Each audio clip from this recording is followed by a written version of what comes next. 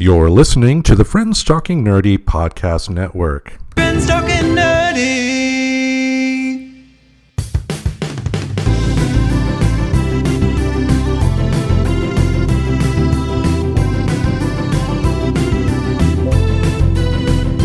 If your friends are nerdy and you are nerdy too, I want to talk to you.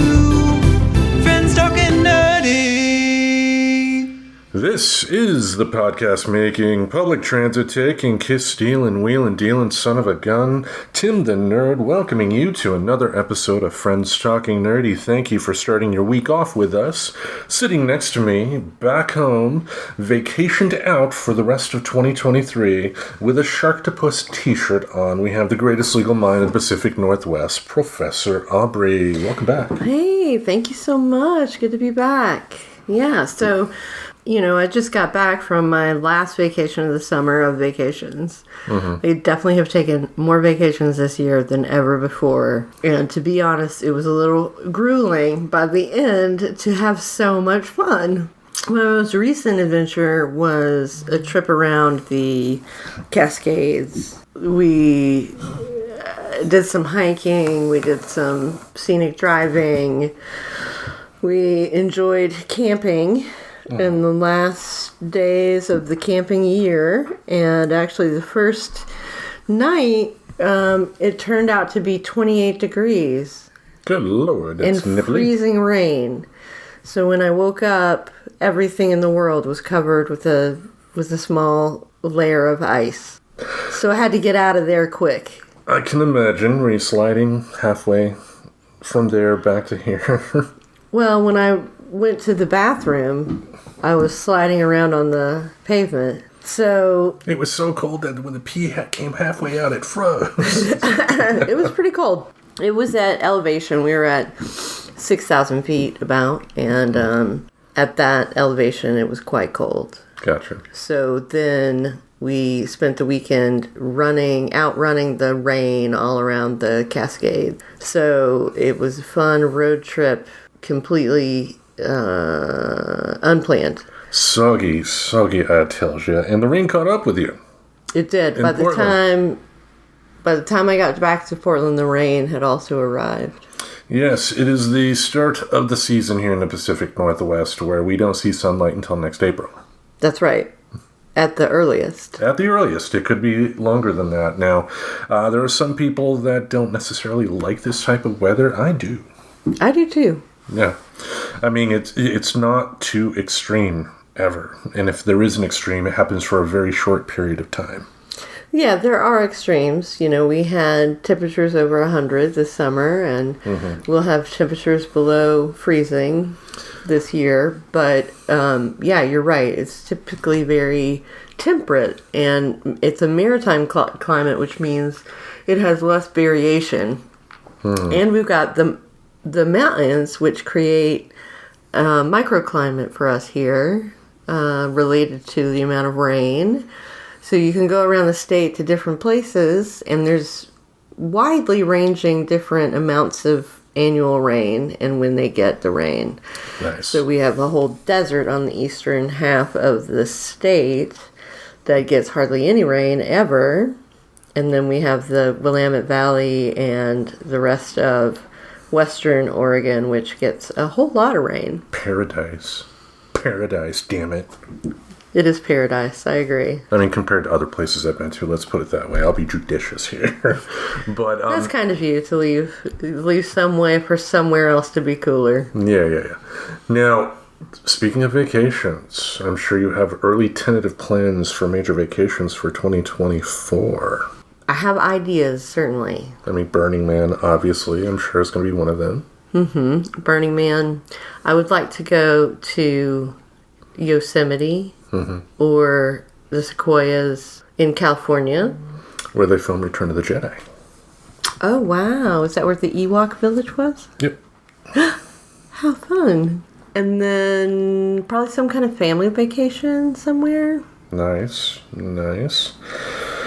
Vacations for me are overrated. I mean, especially with like long trips, I'm always super bored until we get there. And then when we get there, I enjoy it. And then the long trip back. Yeah. So it bothers you, the long trips. For the most part, sure. But like I've said before, whether on this show or Tim's Tremendous Tapes or any of the plethora of podcasts I've produced over the years, I enjoy experiences. More than anything. I think even if, because driving in a car for a long time when you got a back issue like me, sometimes it's not the most comfortable thing in the world. Mm-hmm. So, physically you get a little crabby, like that. But, I know one vacation I'm excited for that we both are planning April of next year, Seattle. That's right. What day is this that we're going to Seattle? April 5th. April 5th is the 30th anniversary of Kurt Cobain's passing, and I feel it would be important to be in the park again next door to his final home on that day to pay respects. Yeah, I knew we wanted to do that, and I have it in my calendar for April 5th. It's there, yes. Yes. I'll just have to remember to get that day off, but I'm going regardless. Anyway, that'll be my vacation, and what a hell of a vacation that will be. I mean, I don't even know what we would be expecting there. I mean, I don't know if you'll have a large group of people, if you'll just have a couple of people popping in, or if we're the only ones that are going to show up. I doubt that, but I just don't know what to expect. I think it'll be a whole lot of people. Like a media circus, to the point that like we drive by and I'm like, fuck it, we're not going. Too many people. Potentially. Well, I mean, we're doing it for the show too, so we do anything for you folks at home. Even talk to people. Sometimes. That's right. We love you all. Yeah, absolutely. But speaking of love, there's a lot of love in the air down in Hollywood. The Writers Guild of America and the producers have reached a tentative agreement that the writers are saying is an exceptional agreement. Terms of that agreement have not been publicly released as of yet, but the reason you have a union in place is to get the best deal possible.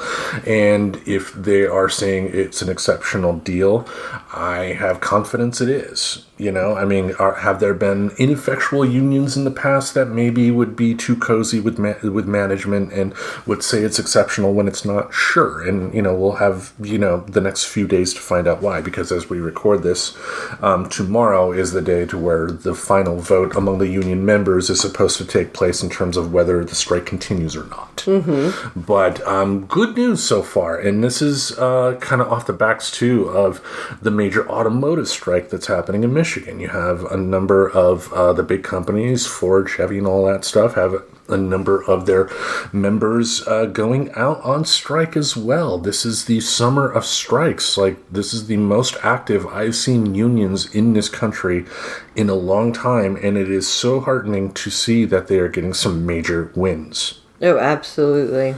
Yeah, because, I mean, ideally, in a perfect world, a union and management will be able to kind of compromise for the best interest of everybody, because happy workers are going to be more motivated to be able to do their job. They want to fight for the company that's treating them well, and they also understand that there will be times to where maybe you do have to make a compromise, because if there is a legitimate shortfall in money that's coming into the company, then you can't get that 25% raise, but maybe you can get a 13% raise.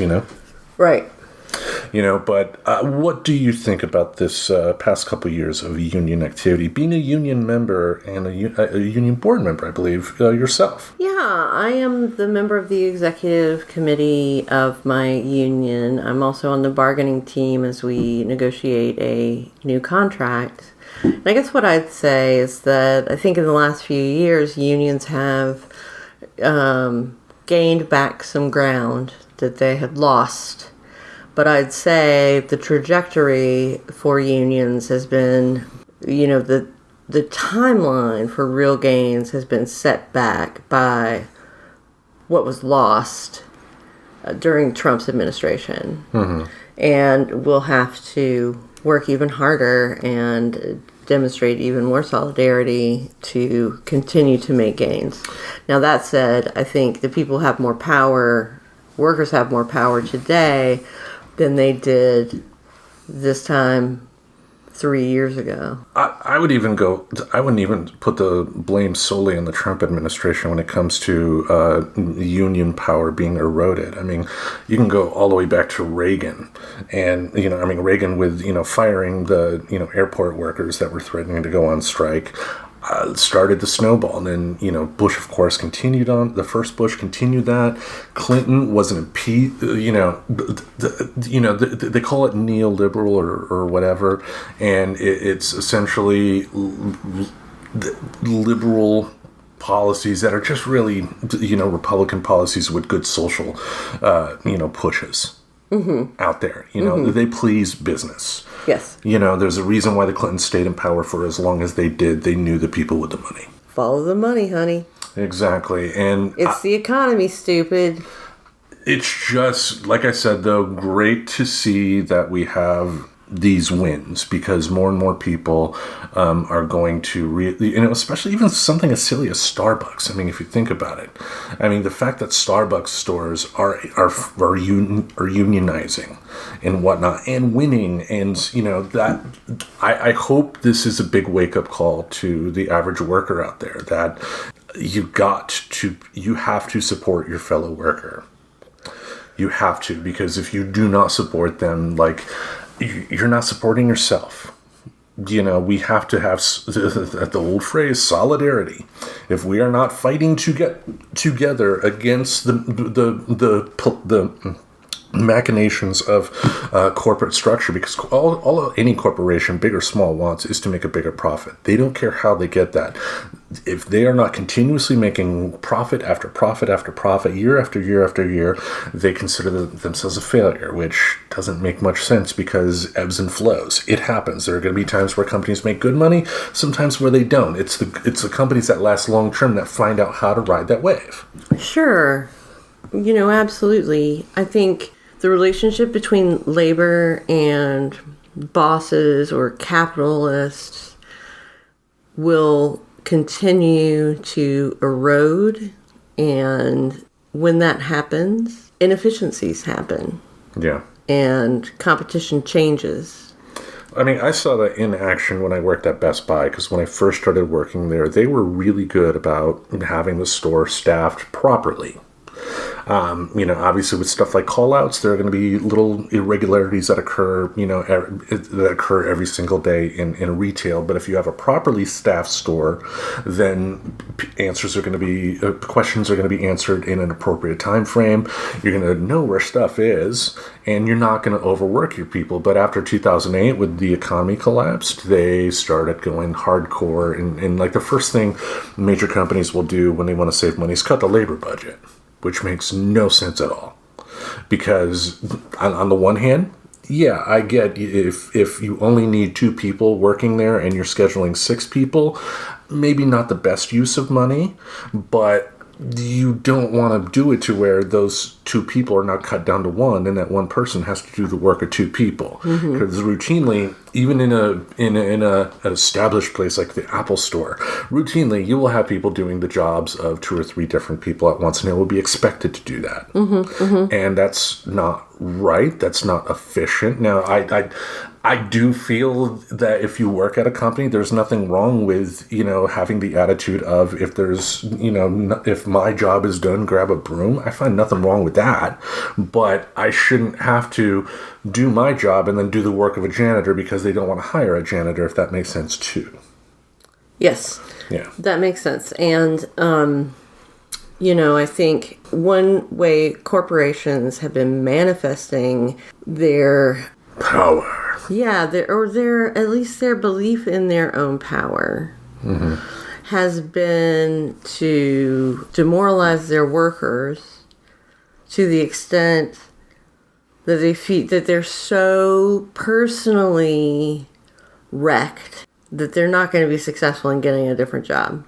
There's a video on TikTok of this Australian businessman, and I'm paraphrasing here, I don't have the exact quote, but said something along the lines of that there should be high unemployment, 40-50% unemployment, so that the workers understand that they should be grateful that their bosses gave them a job, not the other way around, that the bosses should be grateful that they have employees working for them, which is as it should be, but these people like this person that was in the video just have it ass backwards. They feel that they are the gracious benefactors, the greatest human beings on the face of the earth because they graciously gave you a job that pays just enough to survive.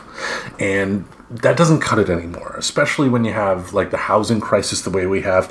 We have enough homes, apartments, space in this country for every single citizen to have a roof over their heads. But we happen to not do that because what will the landlords do, right? Mm-hmm. Even though that's not, land is not, that's a passive income. I mean, I forgot how they describe that, but that's not going out and building a road. That's not building a house. You're making your money off of other people, and that's fine if people are being fair.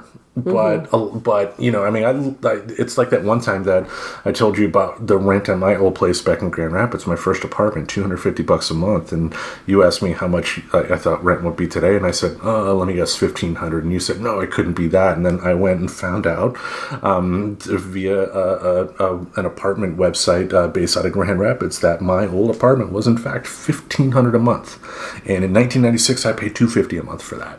Whoa. And it's still $250 a month, quality-wise, too, I can guarantee you. Wow, that's kind of overwhelming. Yeah, it's the people in power, they don't want to lose their money. They don't care if everybody else does. But when everybody else is literally one paycheck away. I mean, you could be someone in the high 5 figures, low 6 figures of annual income and still be one check away from losing everything. Yeah. And when that happens, guillotines get sharpened.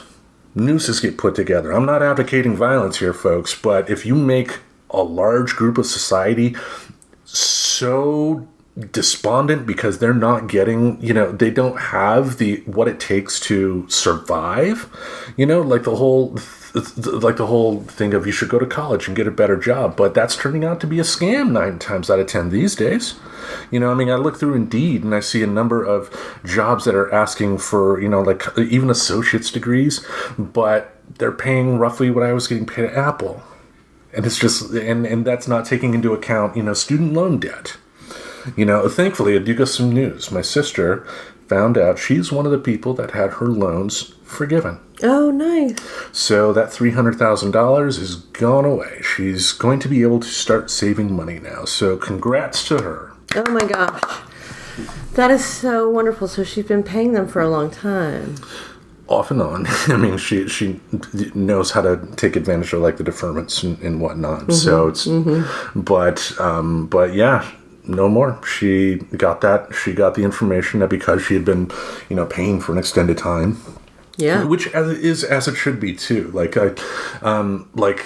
wouldn't mind if there was a situation to where, you take out a set of loans for college and they say you got to pay this over a 10, 20-year period. And then at the end of that 20-year period, it will end if you haven't paid it off already, regardless of whether there's more left or not.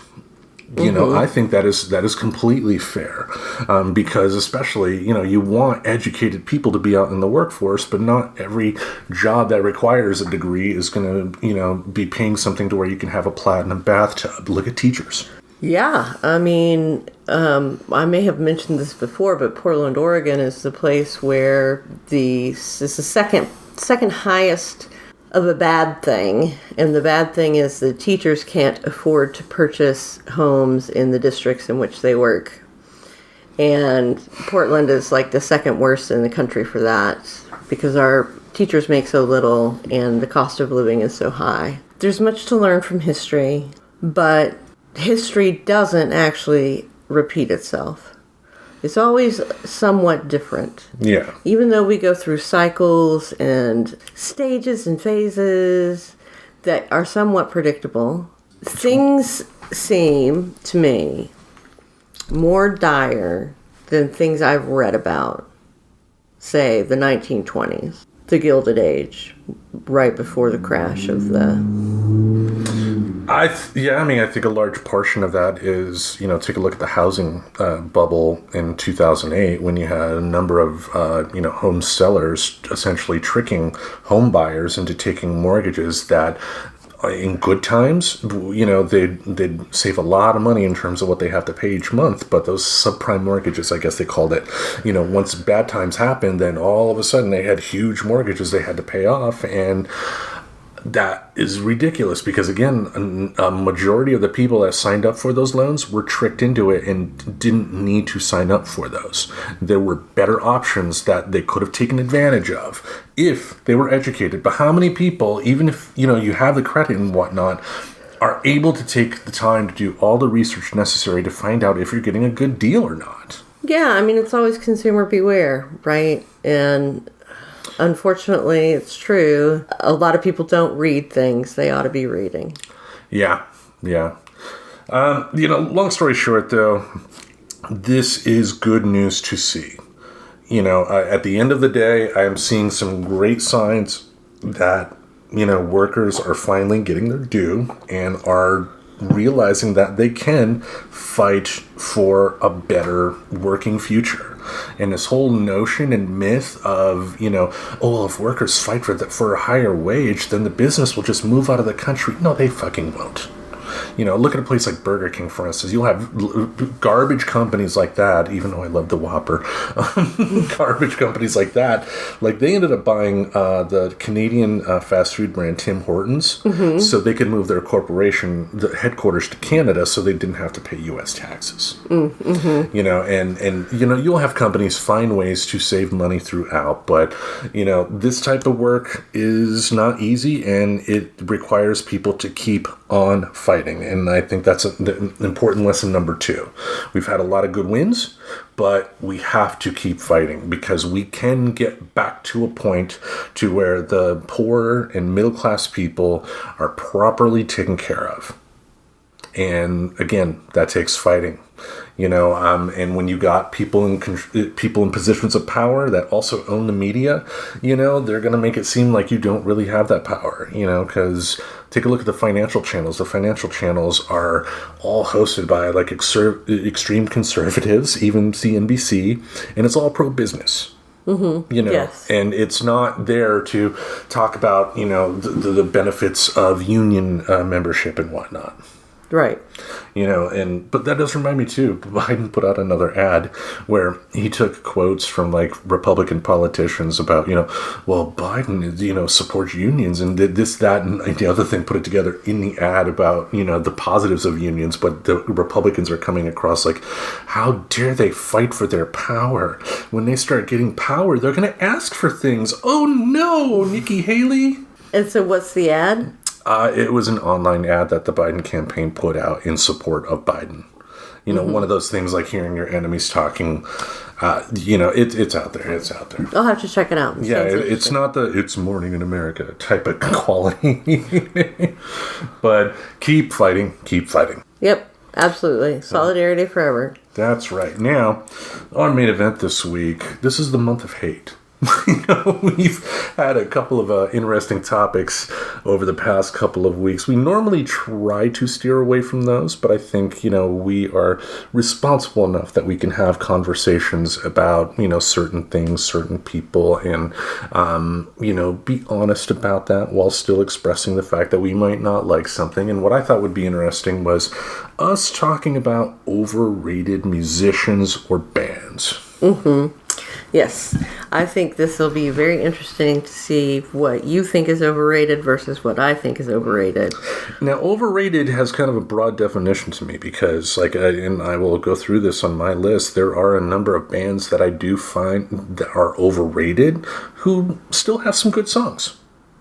Sure, I mean, some people could say bands like Led Zeppelin were overrated because they're just rated so very high. So if you didn't think they were the best band ever, Led Zeppelin is probably overrated.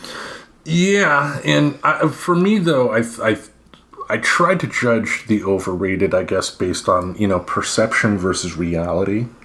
Because, take the Led Zeppelin thing. I mean, it is a provable fact that they help influence hard rock and heavy metal.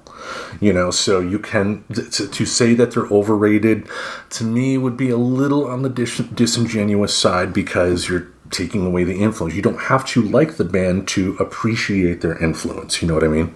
Like people that don't like the Beatles.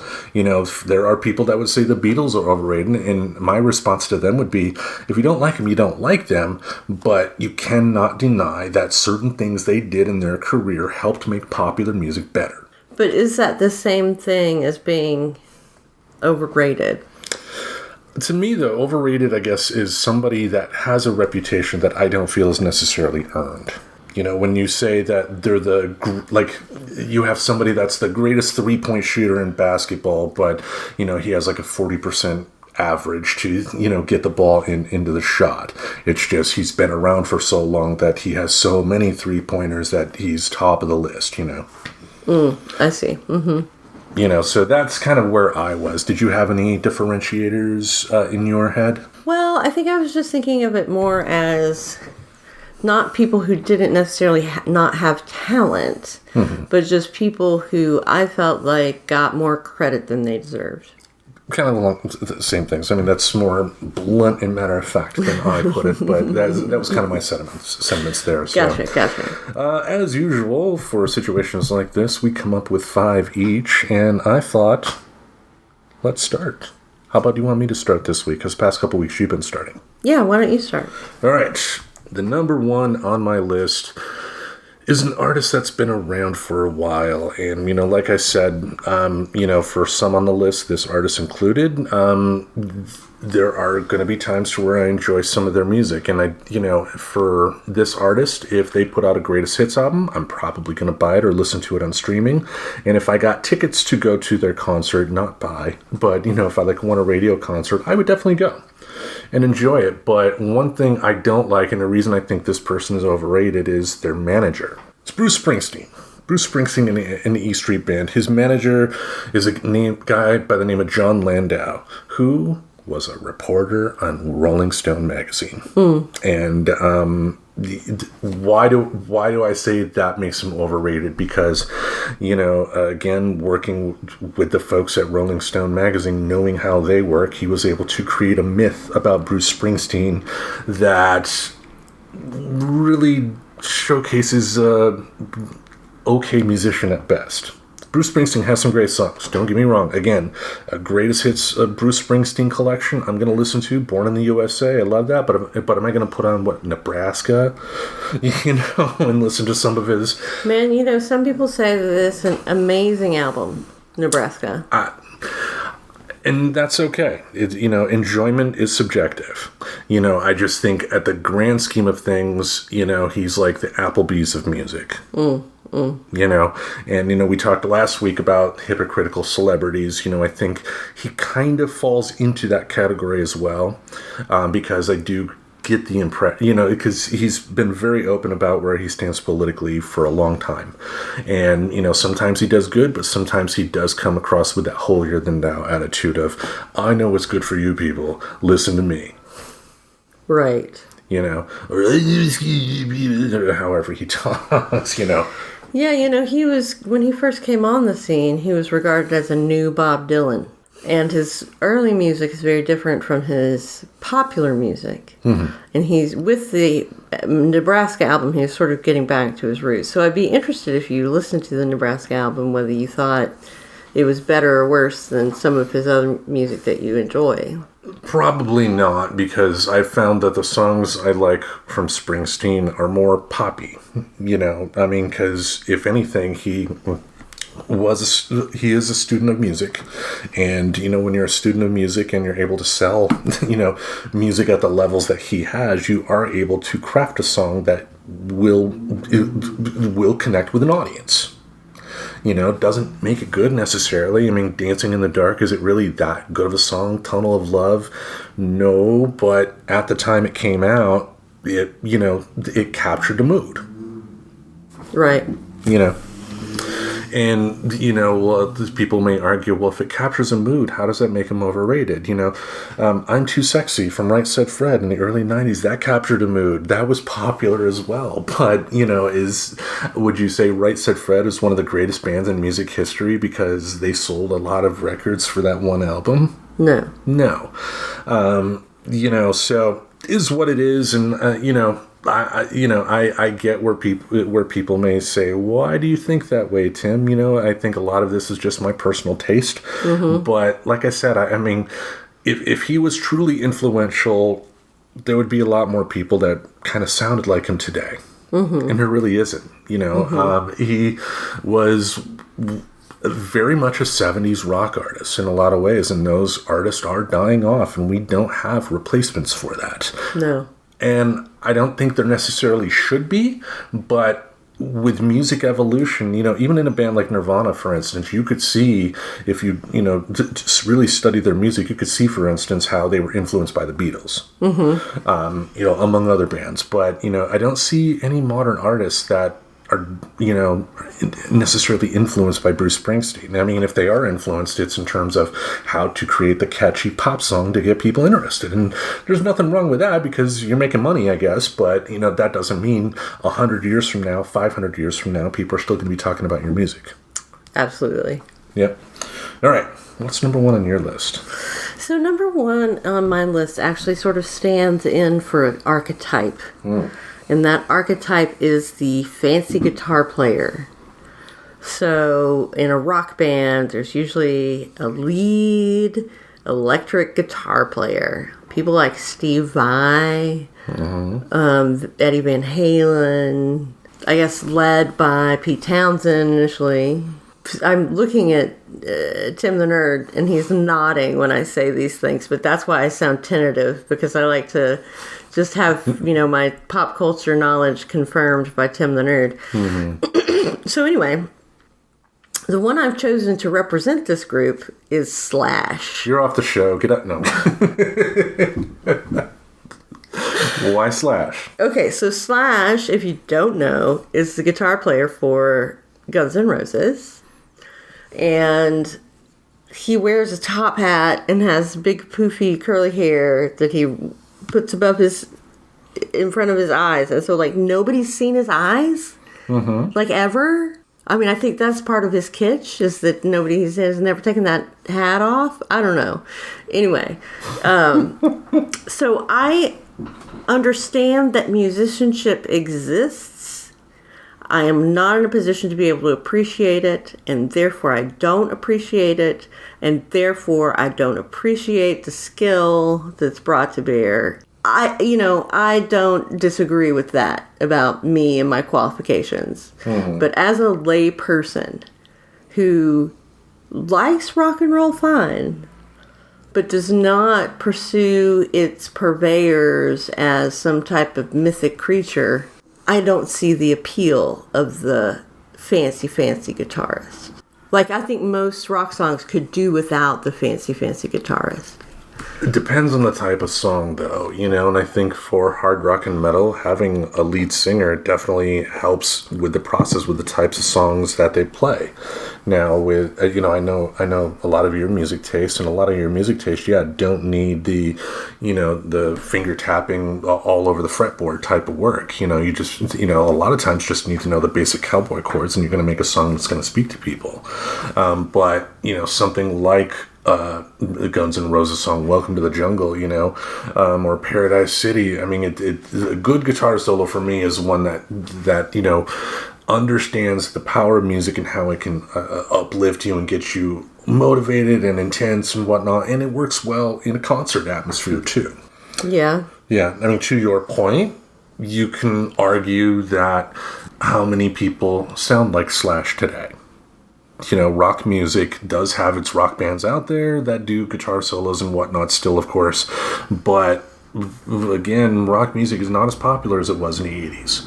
And, I mean, I think a lot of the reason why rock took a downturn was because of the excesses of the 80s, where a lot of times it was more about image and doing the certain types of things that happen in all of these same types of songs over and over again. I mean, I would argue that Guns N' Roses were one of the exceptions to the rule, but they still had an image, to your point, Slash with the top hat. Yeah. Yeah. And they were just really Nirvana, right? And we can now separate the world of rock into before Nirvana and after Nirvana. Mm-hmm. And as a pre-Nirvana band, they were made a big right before Nirvana hit. And so to some extent that changed everything. Yeah, I mean, the same year Nevermind dropped was when Use Your Illusion 1 and 2, Guns N' Roses' second and third album, respectively, came out at the same time. I think they came out on the same day.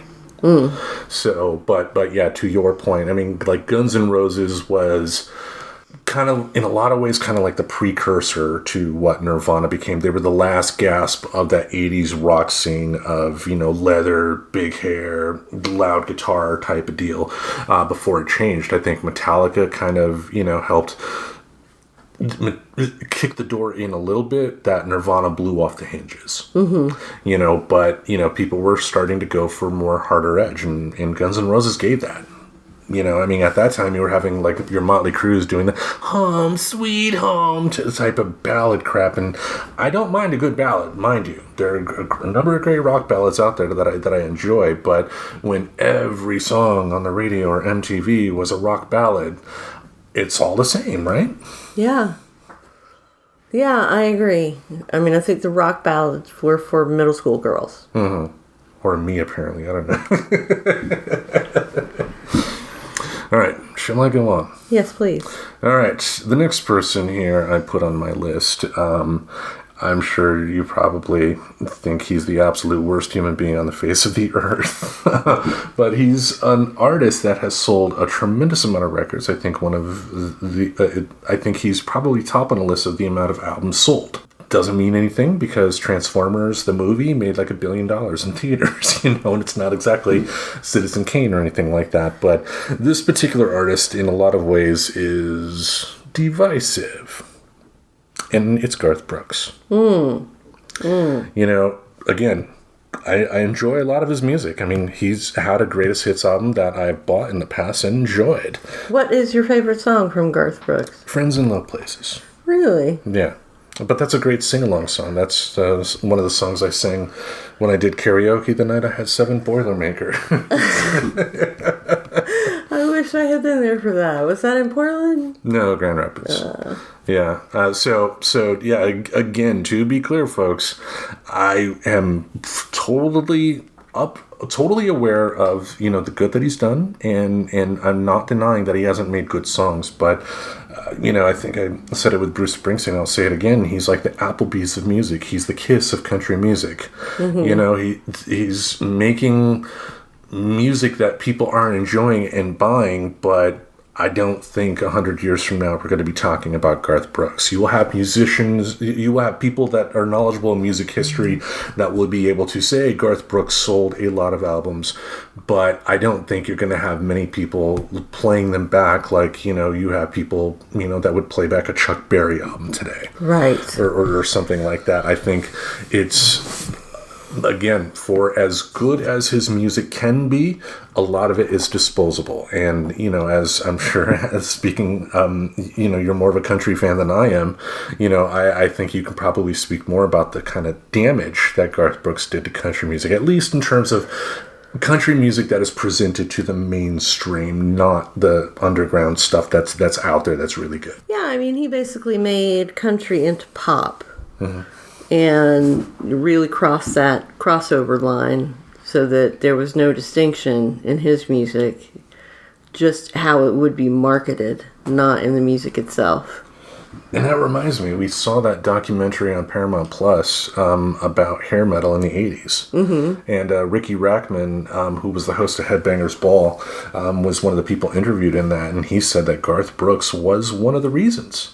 Not grunge. I mean, the grunge was a reason, but not the only G reason. Garth Brooks was another reason, because Garth and similar artists like him ended up taking a lot of the elements that were popular in 80s hair metal and kind of applying it to country. Again, pop. You know, it's a product made to sell to the masses, not Folsom Prison Blues that's meant to speak to people. Right. Absolutely. You're absolutely right on all accounts. I will make sure that is on loop forever. You're absolutely right, Tim. I don't hear that often. Well, you know. Yeah, there you go. Everybody gets I'm one. nothing if I'm not an honest woman. Yeah, everybody gets one. All right, what's your next one? Okay, so my next one is Bon Jovi. just keeping with the rock theme, or the pop theme, as it were, and also the New Jersey theme. Bon Jovi's also been compared to a new Bruce Springsteen. No. I really don't like him, this band, or him. His name is John Bon Jovi. Yep. There's also a band called Bon Jovi. It's a little confusing. But keep in mind that the band is, the source of such hits as... You Give Love a Bad Name. You Give Love a Bad Name. Dead or Alive. Wanted, Dead or Alive. Slippery When Wet. Yeah. I mean, now he's supposed to be some sensitive... Well, Bon Jovi's done a country album. Yeah. I mean, modern country that's played on mainstream radio. So pop. Pop country, yeah. Yeah. It is very clear that he is a calculated... he's in the music business for the business side of things. Mm-hmm. In terms of like the songwriting process and musical ability, sure, I'm sure he's good, whatever. But, to him, it was and always will be a business. He crafted his music to speak to particular audiences over time. He knew, in going into the 90s that the crowd that he had, cheering for him in the 80s weren't necessarily going to be there. So he had to change things up. Mm-hmm. And that's great when an artist can do that, but again, Bon Jovi's making a product. He's not making something that's going to speak to somebody 20, 30, 40 years down the road. Yeah, and I like that sort of test that you formulated there. Mm-hmm. That you want to look back and say, did they influence people? And were they unique? That sort of thing. Right. Any other thoughts on Mr. Bon Jovi? No, I just think he's overrated. There you go. His cousin, though, was a famous record producer. And when John Bon Jovi was young, he was working at his cousin's recording studio as a cleanup and was able to overhear the recording of a song called Under Pressure. With Queen and Dave Bowie? Yep. Oh my God. John Bon Jovi was there. That is wild. Yep. It's also wild how you know things like that. Look where it got me. Shall I go on? Yes, please. All right. This is a band that got started in the 60s, and I first became aware of them from the Oliver Stone movie, The Doors. That was the soundtrack to that movie was one of the first albums I ever bought, and one of their songs, which I did enjoy, was on that particular album. But the more I've heard from that band, just the more I think they're overrated. And the big reason why I say they're overrated is that I feel the only reason we talk about the Velvet Underground was that Lou Reed was in it. Lou Reed was able to do a lot more in his solo career than he ever did with the Velvet Underground. Mm-hmm. And I think some of the Velvet Underground songs that he ended up singing on his solo albums sounded a lot better. I think if there is no Lou Reed solo career, we're not talking about the Velvet Underground today. I disagree. I think they were avant-garde. They were very important to the modern art and music scenes. Mm-hmm. And they were a transitional band coming from the beat generation, incorporating some of the absurdism of the 60s, and generally not taking themselves too seriously, make them a band worth knowing about. But does that make them influential? I don't think it does. Again, I think the reason we talk about the Velvet Underground is that Lou Reed was in that band and did a majority of the songwriting, if not all of it. I don't know about every single song, but you get my point. I think the more influential person is Lou Reed, not the Velvet Underground themselves. Yeah, if I had to choose, I would choose Lou Reed. But I think nobody's forcing me to make that choice, so... Well, to me, though, to me, it would be like saying Neil Young was more influential in Buffalo Springfield than he was in his solo career. Not true. Right. It doesn't make, like I said, there are a couple Velvet Underground songs I enjoy. I'm not saying they're a bad band, but as far as one of the most influential bands of the 60s, no, they're not. They're only considered that because of Lou Reed. And Lou Reed's bigger career achievements were done in the 70s and beyond in his solo career. Okay, I can live with that. Okay, you better. We're about to get to violence here, folks. All right, here's my next one. This is going to be controversial. Mm-hmm. One, Miss Mariah Carey. All right. Mm-hmm. So things that should be eliminated from music. Christmas songs. Christmas songs by Mariah Carey. Also, just noodling vocally in songs. They used to make fun of that back in the day, like woo woo woo woo woo woo. Yeah, like why do we need that? Why do we need that? We don't need that. Like simplify, simple, keep it simple, stupid. Well, Kiss. Think about it too, though. Some of the high notes she can hit. I mean, that's music for dogs. It is music for dogs. I agree. So sounds like you agree with me. Sounds like there's no controversy here. Like some of her early music videos in the 90s, if they were on MTV, I would watch them, but I've never bought a Mariah Carey album. I couldn't even tell you a name of one of her songs, apart from that stupid Christmas song that I'm not going to fucking name. Fuck you, Mariah. Anyway. I mean, it's a different type of music, so like the music that she's making, I am not a part of that audience. I never was. Mm-hmm. So yeah, it's easy for me to say that she's overrated, but yeah, I just am not that familiar with like female-led R&B from that era on. So I guess I just don't get it. But with the caveat that knowing proper history, if I did a little more studying, maybe I could see where her impact is, I guess. But I do have the same critiques. Yeah, I don't think a person needs to go all over the place like her and Christina Aguilera did. Mm-hmm. Just it's great. You can go, whatever, but temper that maybe. Like it's like people who are dancers and they do too much of the difficult trick and not enough of connecting it lyrically in a pleasing way. I guess that kind of goes along with what you were saying about Slash too. I mean, it's a trick that's great for the audience that likes it, but everybody else is like, what the fuck? Right, like, well, it's a little too much, man. Mm-hmm. It's a little too much. Yeah. Okay, well, I'm glad that we're on the same page with Mariah. Fuck you, Mariah. Fuck you. Anyway. Who's your next one? Oh, yes. I'm going to have a number of people ready to wish violence upon me for this particular one here. Queen. Oh, my God. I cannot believe that you said that. Yeah, people have a number of Queen songs that they enjoy, myself included.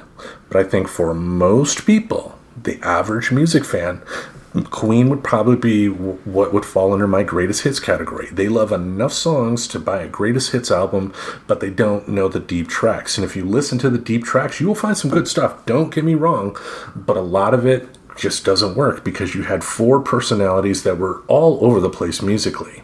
And a lot of times with Queen albums, you would go from, your goofy seaside melody type songs to, like Stone Cold Crazy to Bohemian Rhapsody. It's all over the place. And, again, Queen made great music. Queen had some iconic moments in rock and roll history. I just don't see them having that much of a long-term influence. On music. On music. I mean, I think they've had a long-lasting influence on pop culture. I mean, we're still talking about them, and, thanks to stuff like Wayne's World with the, Bohemian Rhapsody headbanging scene at the start of the movie. I mean, we're going to be talking about them for a long time to come.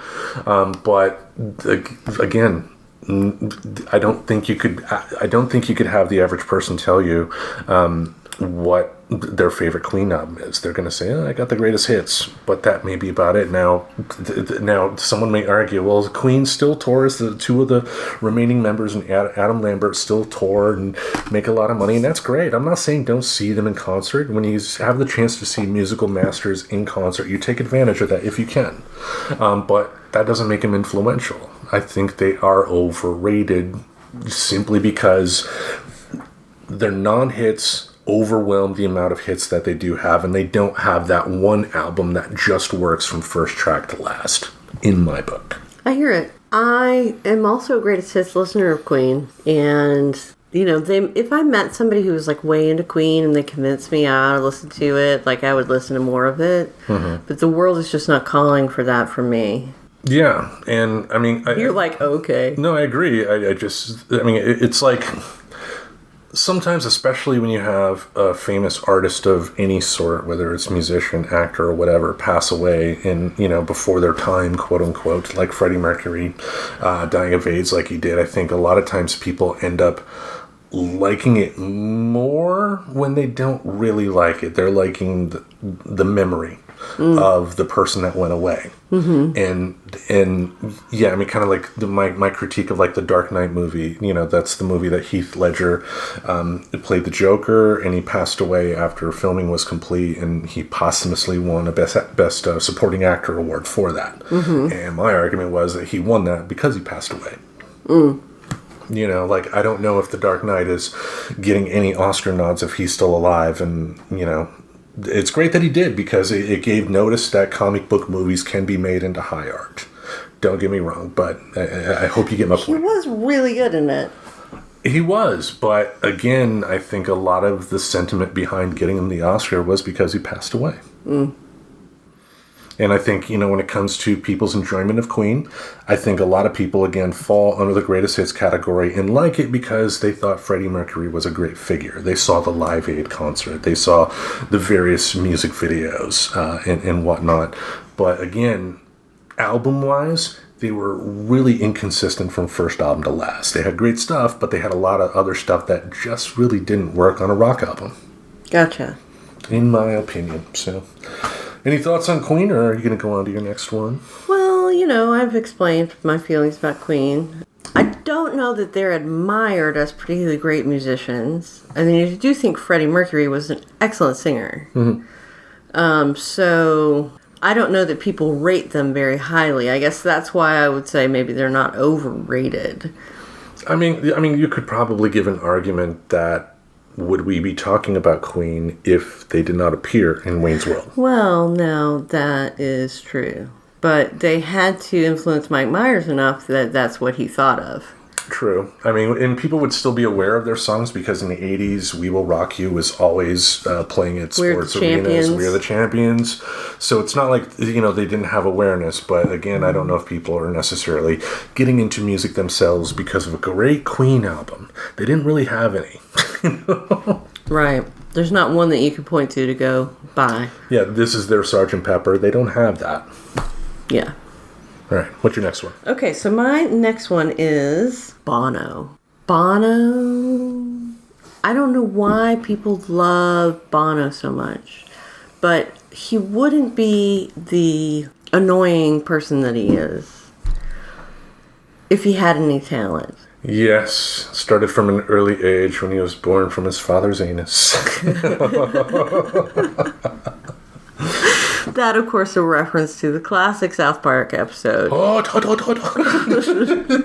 where Randy Marsh tries to win a biggest turd competition. Yeah. And turns out the world record holder for largest turd is actually Bono. Yes. Who is actually a turd and not a person. That's why he never wanted to be a number 2 in anything. So I think really just go watch the episode and that you'll know what's totally insufferable about Bono. For me, I've always hated him. Like when around the time they released their free album to anybody with an iPad or iPhone or something like that, he did a little video for Apple employees that they showed what they call their downloads, a little meeting employees have before they hit the floor. And she has, "Hello, I'm Bono. I'm a new employee." It's like, shut the fuck up, you dumb. The U2 wanted to be the Clash and failed miserably. Yeah. Whoa. The Clash, about 1,000,000 times better band. Yeah, and I mean they wanted to spread the word of rock and roll around the world. They wanted to fight the good fight. They wanted to support the good causes. But like kind of like Bruce Springsteen or Oprah Winfrey from last week, when you have rich people telling you to do something, like fuck you, I don't really want to hear it. Mm-hmm. I would rather believe somebody who just puts their action out there, their actions, and not support this cause because X, Y, and Z. I don't need to hear that from Bono, like an overprivileged douchebag. Yep. Yeah, but to be clear, there are a couple U2 songs I like. I would probably put them in the greatest hits category myself. Same thing with The Police for me. Mm-hmm. Similar kind of feeling. I can't really listen to The Police. I mean, Sting's work is just too creepy. For me, I Every Breath You Take is just a creepy song to listen to. Yeah, I don't like true. it. I shouldn't have brought them up. Yeah. Fuck you, Sting. Okay, here's my last one. Oh, it's your turn. My last one. Oh. It's my turn. Yeah. Yeah. No, just so you know, I'm looking over Tim the Nerd's my notes. Shoulder. Yeah. And I see there just 3 question marks for number 5. Yeah, because this person, I wanted it to be a surprise. I didn't want to tell you the name beforehand because I wanted your reaction when I say it. Now, this artist has been working for a long time. Yeah. They've had a lot of albums out. While they have sold over 140 million plus albums, if you look at the sales for each and every one of their albums, which I did, in the top 10, 3 of the top 10 albums from this artist are greatest hits albums, and the other ones, at most get over 2.5 million in sales, which is not a bad thing. But it's not overwhelming. It's not Michael Jackson Thriller type of sales. And I think this person is overrated as a musician in a lot of ways. Now, in terms of the positives this person brought, I think this person, it is definitely shown that this person inspired a lot of artists in the 60s and afterwards to have more of a voice with their music in terms of writing their own songs out, but this person as a musician themselves, I would say, is extremely overrated. It's Bob Dylan. Oh, God, no, sorry. Okay, so I didn't say anything. I did have a look on my face, but I didn't say anything. I don't think that people rate Bob Dylan very highly, I guess is what I would say. I think most people make fun of Bob Dylan for the way that he talks and some of his more anthematic work. So I guess I don't see that he's overrated, because I don't think people appreciate him, really. I think they far overestimate, his songwriting ability and whatnot. Now, again, to be clear, Bob Dylan has made written some great songs over the years. I will be the first to say that, but with the amount of content that he's put out, especially since the 70s, like the mid-70s would be pretty much the end of his real popular streak. After the mid-70s, I think, is where the overrated stuff becomes in, because he was Bob Dylan. I agree. There's a part of his discography that I think would never have been published had he not had his earlier successes. Yeah, and can you grab Mimsy? Mimser. All right. The thing with him, I think in a lot of ways, if you want to compare him to somebody in film, he's like Clint Eastwood as a director. Clint Eastwood is still able to, at least the last I checked, his last film was a bomb, and he's also in his 90s, so I don't know how many more films he's going to make. But for the longest time, every couple of years, you would have a new Clint Eastwood film come out. And, It never was necessarily number one at the box office. Some of them were, but a lot of times they were just simple stories told at reasonable budgets, always brought in, under budget and on time. And, you're going to make money doing that. If you are a known name putting out a well-financed project, you're going to continue to have work. And I think Dylan has, again, on average, he sells about 1.5 million copies of each album. If you take it on an average, that's rough, but a musician that is able to sell 1 million, 1.5 million, albums of their work is not a bad thing. But again, overrated. I'm glad he was there to inspire other bands to pick up the baton, but I would also point to the fact that one artist that you like, Buddy Holly, was doing that in the 50s before Dylan came along, writing his own stuff and putting it out there. Yeah, it's true. So yeah, I thought. And Willie Nelson had been doing it since the 30s. But Willie was part of country, and initially Willie was more of just the songwriter, here's my song, and another artist would take it over. I mean, which a lot of, country artists had to do to start their careers and, move on from there. But, it is what it is. So I thought there would be more of a fight. I've long since stopped expecting other people to like Bob Dylan. I'll put it like this. It's not about necessarily liking his songs. He's someone I would put in the greatest hits category, apart from Highway 61 Revisited. I love that album. But, for me, it was always just greatest hits. And I am totally glad that, he helped inspire bands like the Beatles to go out there and just explore. But as a musician in and of itself, I'm a better harmonica player. You are not. Take it back. No, screw him. All right, well, let's get to my last one. All right, what's your last one?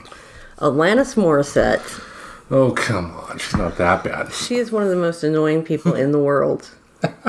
In fact. How do you really feel? So she was totally overrated. She came along at a time following about 10 years of really painstaking development, touring, putting out albums that didn't get listened to, all these things that women in rock and pop were dealing with throughout the 90s. Mm-hmm. And here she comes, just walking down the street. Singing do-a-diddy. Diddy-dum, diddy-do. Diddy-dum is what I'm saying. And she puts out these albums full of songs that are just pretentiously stupid. They're stupid, but they're trying to sound cool. I don't know. Just isn't it ironic? Don't you think? It's like rain on your wedding day. Come on. How is that ironic? Well, from day one with that song, she had people busting her chops over that, because a lot of, half of the song, half of the instances she bring up don't fall under what is defined as irony. Mm-hmm. Isn't that ironic? Don't you think? I think she, will we be talking about her 100 years from now? Probably not. Doubt it. Doesn't mean she's bad. I like a couple of her songs, but I'm not really a huge fan myself. So, and also, so I will mention that you were rocking out to some Alanis Morissette earlier, and you were quite defensive when I questioned your taste. I like Ironic. It's a great song. That because the first song she put out, You Ought to Know, the ode to Uncle Joey from Full House, that came out. That was a little too angry and a little too cliche. Mm-hmm. Now, granted, knowing the history now about that song, I get it more. But that doesn't mean my initial instincts were necessarily wrong either.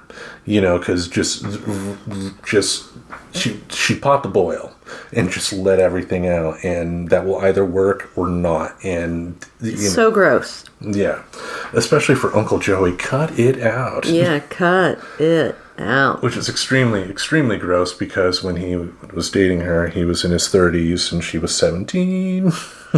Super gross. Yeah, especially for a family comedian like him. But that's a different story for a different day, I guess. But I get it. Like, I just don't see... I see her as someone putting out good product. And I just don't... Yeah, I mean, I don't see anybody coming along that's influenced by her necessarily. Mm-hmm. You know, like, you're not going to have... You know, like, young girls, like, 10 years from now coming out with their Alanis Morissette tribute bands or something like that, or writing music that is, you know, similar to what she does. She has a brand, and that's her brand, and that's great. And, yeah. So like, I get it, too, especially, you know, someone in your shoes, you're like, why is she popular? Mm-hmm. Why? Why, oh, why? Or like that song that she did, I forgot the name of it, but The Uninvited, from that City of Angels movie with Meg Ryan and Nicolas Cage. Oh, yeah. It, like, yeah. All right, well, let's wrap up because I have to go to the bathroom. Speaking of Alanis Morissette. The Marino folks. Oh, speaking of... You're like, no, you should have said, I have to go take an Alanis. You know? Yeah, I gotta go drop Alanis off. You want to know? All right. Thank you all for listening. Each Monday, we'll have something in this podcast space to entertain your ear holes. Until we meet again, we bid you adieu. Adieu. Pee-pee. Pee-pee-pee. Go pee. Subscribe to Friends Talking Nerdy on iTunes, the Google Play Music Store, as well as Spotify. Remember to support Friends Talking Nerdy on Patreon. Goodbye, darling.